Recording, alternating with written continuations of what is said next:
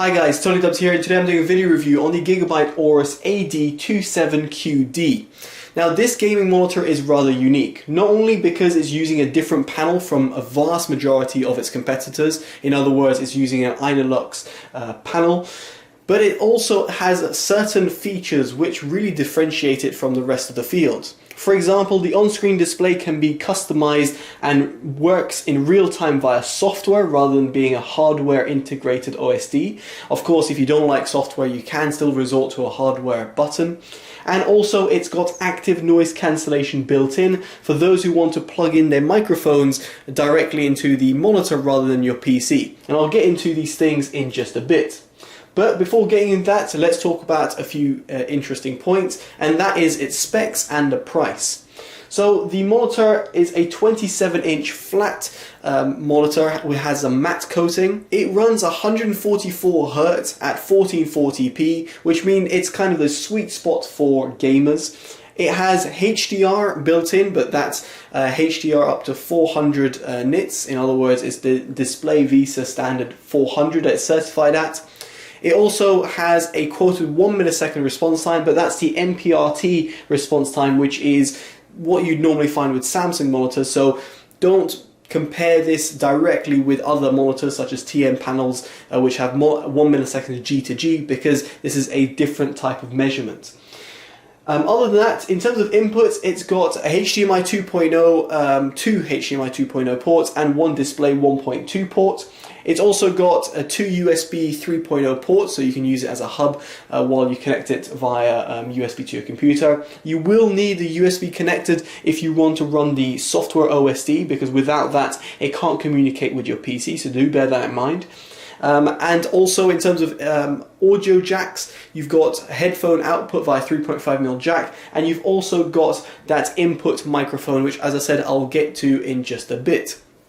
Now, aside this, let's talk about price. Now, this monitor isn't cheap. In the UK, it can be found for £535, whilst in the US, it can be found for $600.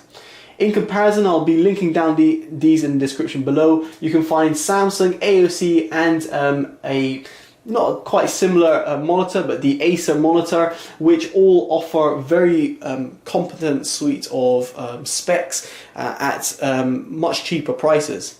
The reason I've included the Acer into this list is because that also has an IPS panel, where just like this Gigabyte monitor, but this doesn't have HDR, so just do bear that in mind. So without further ado, let's get into the review, and let's first talk about the build quality. Now, the monitor has a really nice striking design, and I must say I've got no complaints. It's got a 3-side borderless design, which means that you're going to keep your eyes on the screen and not be overly bothered about chunky bezels. And I like the fact that the Aorus logo looks pretty sleek, and even the LED button underneath over here can be disabled. The OSD is operated in two ways, via software but also via hardware. The hardware button is very easy to press, and it's a joystick sort of button, so it makes it very easy to control your settings. As I said, I'll get into that in just a bit. Now, around the back, you've got RGB lights, and you'll be able to see over here a little short clip of me showing the RGB lights, and yes, they look great, but they're not going to really provide you any sort of background lighting. They're not strong enough. That said, the RGB lights can be customized completely to your liking via the software. Again, this is the RGB Fusion 2.0 software, which comes pre-installed with the Sidekick, OSD Sidekick, that you can have installed. And through it, you can really customize it to your heart's content, and even have it work in certain ways where it's kind of interacting with your game. So for example, when you're listening to music, it kind of reacts to that. Really cool, but in all honesty, a little bit of a gimmick, because you're not really going to see that or actually use it. But, you know, RGB lights are a cool thing, I guess. Other than that, the stand is actually very sturdy. I had no sort of problems with that. It stays very much, gives good support to this 27-inch monitor. It's got height adjustment, it's got pivot, tilt, and also can be fully swiveled around at You can use it in a portrait way if you so wish, but it's good the fact that this stand provides full adjustment. Around the back you've also got a handle in case you do want to take it to LAN parties or such, then you can always carry this monitor with ease, or let's say if you want to put it in the car and take it to your friend's house, you can do so. So other than that, I've got no complaints or no sort of other comments other than the build quality. I must say Gigabyte have done a fantastic job all around over here with the monitor's design and build quality. So now let's talk about that on-screen display, and the one I'll be concentrating on first is the one that you have on software. And I must say I really love the fact of how instantaneous this software works with the monitor. So for example, the brightness right now is set on 35. As you'll be able to hopefully pick up with my camera, it does it automatically as soon as I am adjusting it. It's on the fly adjustment and it's fantastic to see. So whatever setting you want to add, you can do so, and the software works flawlessly. So here are the settings I have on standard. Now the brightness is purposely put down simply because of my camera to pick it up, but these are the settings I had, so you can see for yourself as what I've chosen. The user define over here, as you can see, you click it and it comes up with a little pop-up box. I've got red at 96, green at 95 and blue at 100. It's also got PIP and PBB mode, so you can have a slightly lighter scene or a sort of cutout scene for some other signals, so that's useful if you're going to hook it up to, for example, a console. And other than that, you've got certain on-screen things that you can enable, such as refresh rate and a gaming timer to see how long you've been playing, so it's always useful. In terms of aim stabilizer and FreeSync, I'll get into these in just a second, so do bear with me. In terms of the software, you've also got hotkeys which you can enable and disable settings on the fly. General settings, as you can see, pretty self-explanatory in terms of what it offers. The RGB controller suite is pressed by settings, and that is a separate applet which, as you can see, launches up and it will provide you the RGB controls which I mentioned before. And as you can see, you can have all set of different customization through this sort of applet. Then the ANC. Now the ANC, I must say, I felt was a little bit of a gimmick. Now it's great to see it included and it really does work, but the sound quality was pretty poor. When I say sound quality, I mean recording quality of the microphone. So right now, I'll give you guys your own demo so you guys can judge for yourselves. The first test was done with the mod mic connected to a cheap USB sound card, as in cheap, I mean £2 USB sound card at the back of my motherboard. And then the rest of the tests were conducted via the monitor and then fiddling around with the active noise cancellation on and off. Testing whilst music is playing in the background. Now I'm going to be typing with music disabled. And that is me typing with the microphone, and I'm going to continue speaking. Now I'm going to go quiet. So testing now with the music in the background, same test as before, and I'm going to continue speaking and then going to be typing in the background. Now muting music while continuing to speak with the microphone in background. Now going silent. And that is the test complete on the monitor.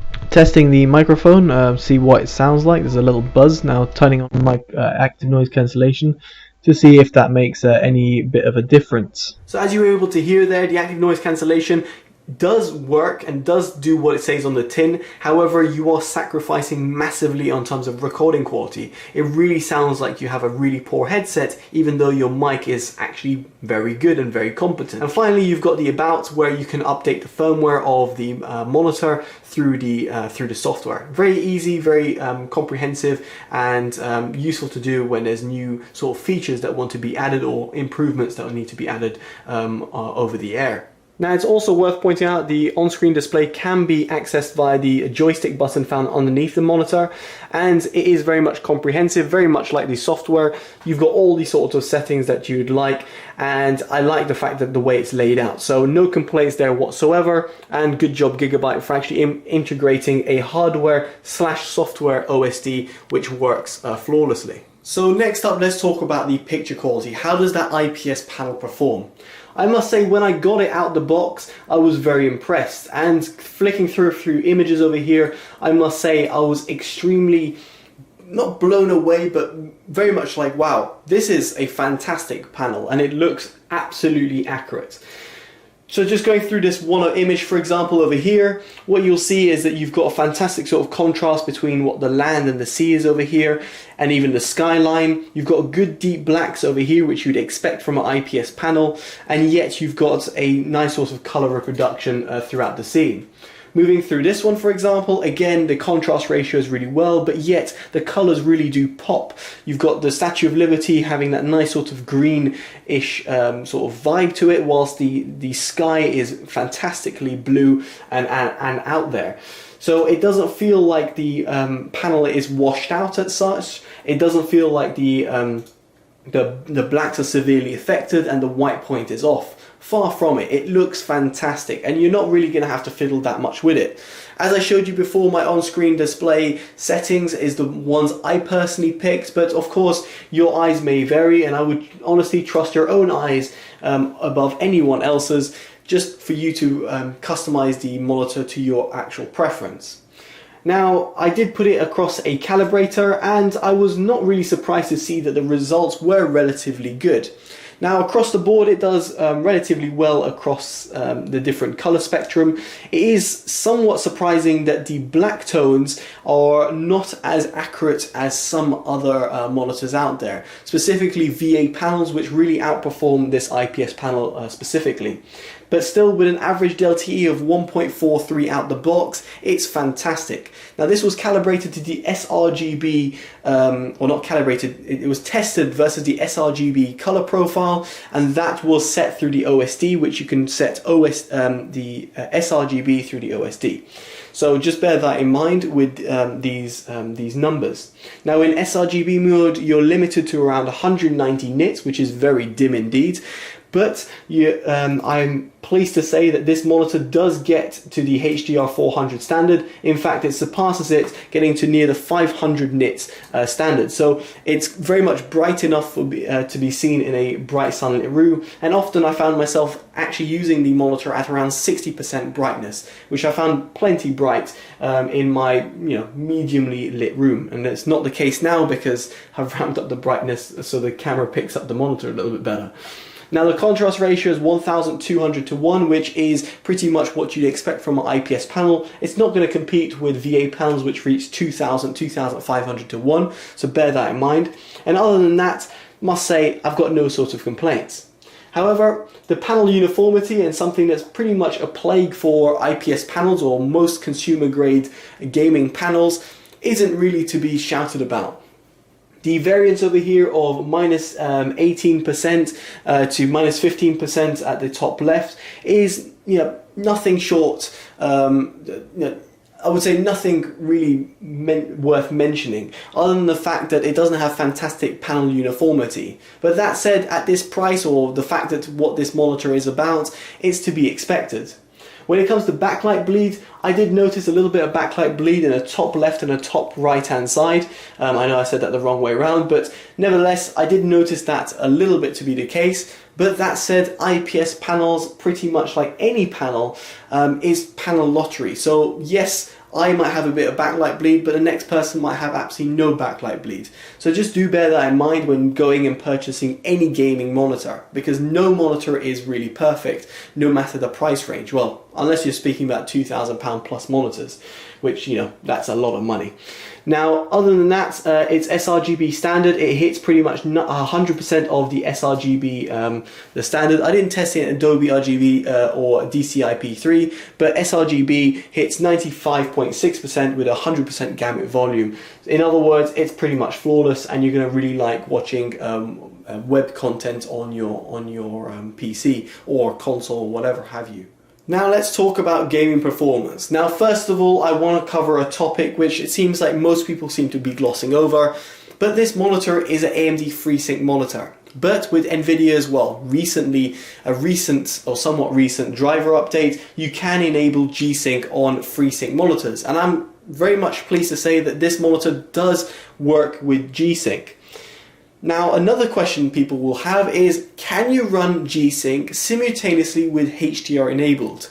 And yes, you can, and you'll be able to see in a footage over here with Destiny 2, the G-Sync logo is lit up on the top left hand side, and I am having G-Sync enabled through the settings and then playing the game with HDR enabled and G-Sync simultaneously running together.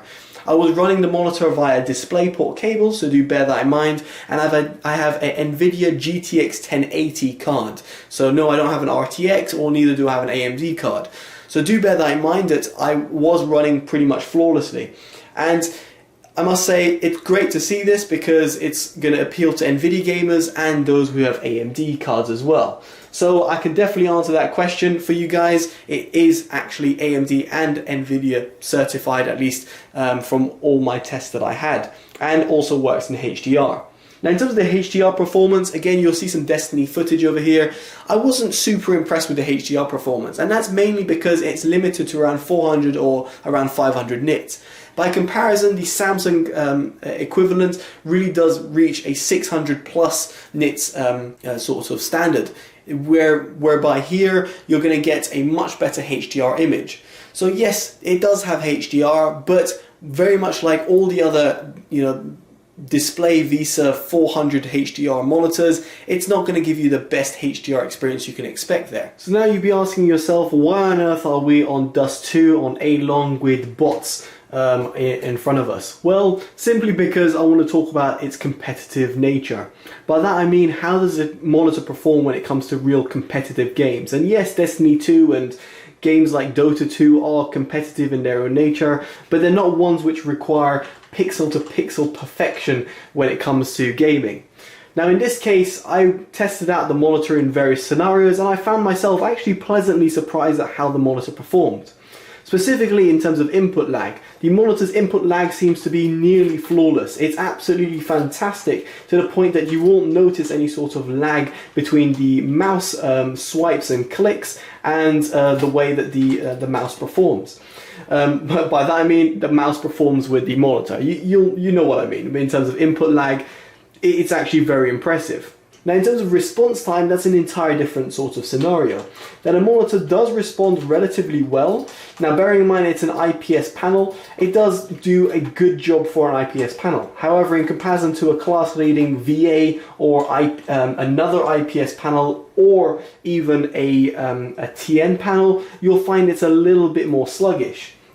Now this sort of experience can be sort of bettered via the overdrive setting. Now what I found myself using the most was the balance setting. However, put it on speed and you'll notice that the response time monitor becomes a little bit better. However, over here what you'll experience is a slight amount of overshoot, which can be kind of annoying if you're playing a game like say Fortnite or something. But if you're playing a game like Counter-Strike, you might want to incur that sort of loss of not vision, but that beautiful clarity you'd normally get, and instead have a slightly worse experience in terms of visuals, but then have the best sort of performance in terms of the response time on the monitor. Now you'll also be pleased to know that this does have MPRT, and this can be enabled via the aim stabilizer via the OSD. Now the aim stabilizer doesn't work alongside FreeSync, so you're going to have to disable FreeSync, which will turn on and off the monitor, and therefore you can enable the sort of 1 millisecond MPRT that Gigabyte claim. Now this very much works in the same way as every single monitor I've come across, such as Samsung's variants of monitors will have MPRT, and yes, you can see it does take a while for it to activate, but with the MPRT enabled, what you'll notice is you're going to get an even better experience and even less sort of motion blur and a better response time of the monitor.